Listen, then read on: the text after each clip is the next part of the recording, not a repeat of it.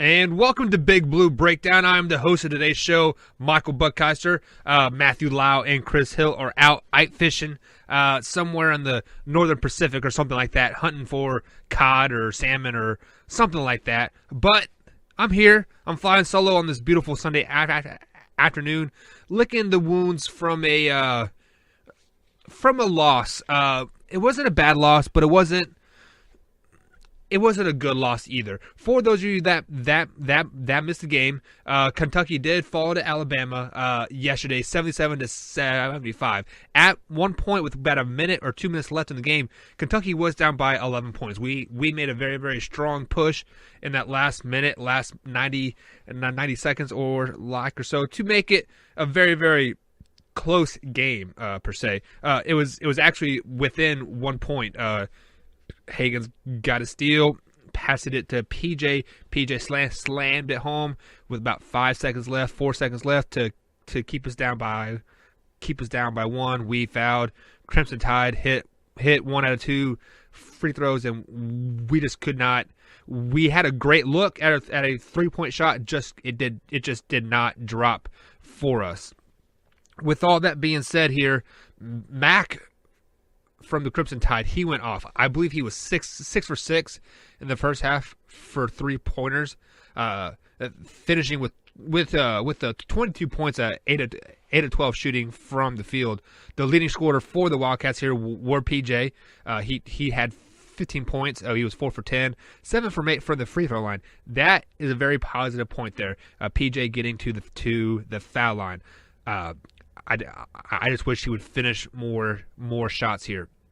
But this is only the second time Calipari has lost a SEC opener. So he is 8-2 at Kentucky in opening SEC games here. So very, very positive still. Do not be discouraged from this loss. Alabama is a very, very good team. They are a very, very deep team. They play 10 to 11 guys deep, and they're a very, very solid team. This is a second weekend NCAA tournament team. So do not be discouraged by this loss, guys. I repeat, do not be discouraged by this loss. Yes, a loss sucks, especially to Alabama in this SEC game that we all play, but it is what it is. Some of the not so positive things that I saw from the game. Earlier, to start the game, we were going to Reed Travis. He was dominating in the post. Dante Hall is the guy that is the Bama's big guy. Reed Travis was absolutely dominating this guy, 100%. He had 10 points, and like I want to say in the first 10 or 11 minutes, Reed Travis was dominating him. Then we went away from Reed. I don't know why. He wasn't in foul trouble. We were dominating in the post. He finished with just 12 points. He had 10 points to start the game in the first 10 or 11 minutes. All great post moves. Then we go away from that. Why? Like, that is the biggest question that I'm currently asking, is why did we go away from that? PJ did finish with 15 points. Great game for him. Hagens had 12. Keldon Johnson had 13. Hero had 12 as well. 2 for 6 from the three-point line. He takes a lot of rush shots, I think. Hero does.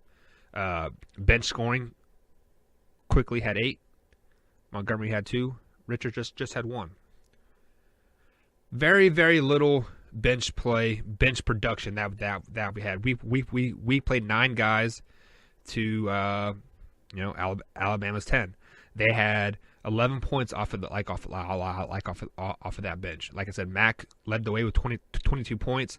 Dante Hall had like 11 points, which I'm really surprised about that. But he was a very dominant. He was a very uprising energy for this team. He ended up with 10 rebounds as well. Looking forward here, guys, do not be discouraged by this loss. Kentucky is going to be okay. We are going to be okay. Let me say that one more time. We are going to be okay. Matthew Lyle, my co-host here, shared a interesting stat on his Twitter machine earlier this week. The 3 other times Kentucky football has won 10 games, basketball has won national championship. You guys hear that? With that Citrus Bowl win, that puts us at the 10-win mark. So, championship is inevitable. Looking forward, guys, here. So, luckily, since we are in the month of January now, we don't have to dwell on this loss for too long.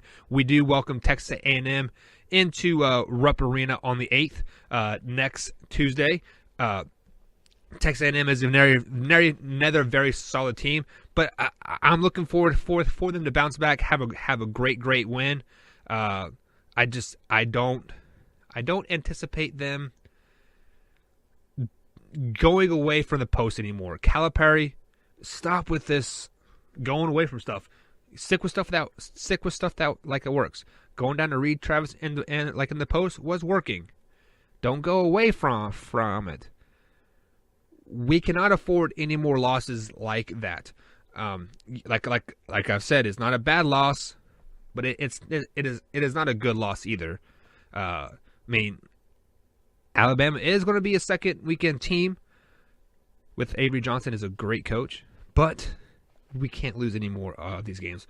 Looking forward, this is just a short show today, guys. This is a simple check-in. We'll be back on Thursday here with the whole crew. But looking forward, we do have Texas A&M coming up. Texas A&M is 6-6 on the season. Their leading scorer is Starks. Kind of a flashy guard. Meaning like when he shows up, he is pretty darn good. He is the leader of the team, but when he doesn't show up, they're not very good. He is averaging 14 points per game with just under 3 rebounds as well. That will be the key to the game. I'm looking for that Hagen Starks matchup. Hopefully Hagen's locks him down. But this is the flaw that I see for Texas A&M. When your leading rebounder is a guard with eight rebounds per game, something's wrong there. So I'm hoping we dominate in the post. Reed, PJ, and Nick all, I all want to see them have at least 10 points to finish out the game. I want them to go to the post early and often and keep on it all game. Do not steer away from stuff that doesn't work, Coach Cal. When something's working, do not steer away from it, guys. Keep on beating the horse. So, picking games, moving ahead here. I got Texas A&M winning, win at Vanderbilt. This is a perfect time of year. Like we usually have a game every 3 or 4 days here. So it is not time to dwell on this loss. It is time to pick up the pieces, move on to Texas A&M, and destroy them. We need to beat them by at least 15 to 20 points, and I definitely see that happening. I'm looking for like an 84 to 62 game here. So we'll be back on Thursday. The whole crew will be here, guys. Be sure to check out that Kentucky Texas A&M game here on Tuesday. It is on the SEC Network, and it is a 7 o'clock tip-off. Perfect. Don't have to stay up too late. You know how it is. This is Big Blue Breakdown, guys, and we out.